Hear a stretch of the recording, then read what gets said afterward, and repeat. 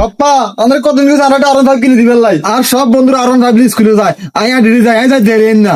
আরে বাবা ওরা R15 লইতে স্কুলে যাবো কারণ ওরা ধনী লোকের হলা। আমি ধনী করে কিছু বুঝি না, আমার R15 লাগবে তো লাগবে, নইলে আমি বাড়ি করে সব আগুন ধরা দিব। আরে বাবা মাথা গরম করে কি হইব, আমারও তো মনটা চাই তোর একটা R15 কিনে দি, কিন্তু কি কামলা টামলা দি আর পক্ষে কি সম্ভব তোর একটা R15 কিনে দি? আচ্ছা পাপ্পা, আমরা তো গরিব কিভাবে হয়েছি? গরিব কি কারণে হয়েছি বাবা তুই জানোস কি? তোর দাদার কারণে আর আমার কারণে। আমরা একটা সময় গ্রামের সব থেকে বড় ধনী লোক ছিলাম। আরে পাপ্পা, তুমি আর দাদা মিলে এমন কি কাজ করছো যাতে আমরা তো গরিব হয়ে গেছি? গরিব কিভাবে হয়েছি জানোস কি বাবা?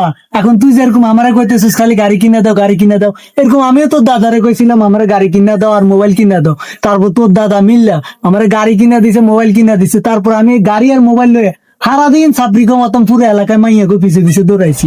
আচ্ছা পাপ্পা, আরেক কথা, তুমি কি লাভ ম্যারেজ করছো নাকি অ্যারেঞ্জ ম্যারেজ করছো? আচ্ছা বাবা তোমার আরেকটা কথা কই, ফ্রেন্ড হিসাবে তোমার মারা সাই জীবনের কথা কইও না। আরে পাপ্পা, তুমি আমার ফ্রেন্ড হিসেবে এই কথা করতেছো না, আমি এই কথা জীবনে মারে কমুনে। আরে বাবা এদিকে তোর মা জানে কথা দিব না হলে বাবা হুন, আমি কিন্তু একটা লাভ প্লেয়ার মানুষ, ওই মাইয়াটার লাই আমার জীবনটা শেষ হয়ে গেছে। তুমি শান্ত হও পাপ্পা। কেমনে শান্ত হবো তুই ক? ওই মাইয়ের টেনশন হাই প্যারালাইসিস হয়ে গেছি। পাপ্পা শান্ত হও না। শান্ত হইতে পারি না, তোর টেনশন যদি এখনো মাথার ঢুকে আর হাতেটি কাজ করে না, হাতেটি পিনপি নাই আর শুকে গেছে দেখছিস নি? ওর টেনশনে রাত্রে আমার দুই চোখের ঘুমও নাই। যাও ভালো আফসোস করিও পাপ্পা, আফসোস করিও না। কেমনে করবো আমার মায়াবতী রে, ও মায়াবতী, ও মায়াবতী। যাকে বলে দিন দা ইনি গাড়ি 12 মাসে টাকা লাগায় দেয়। ওরে বাবা রে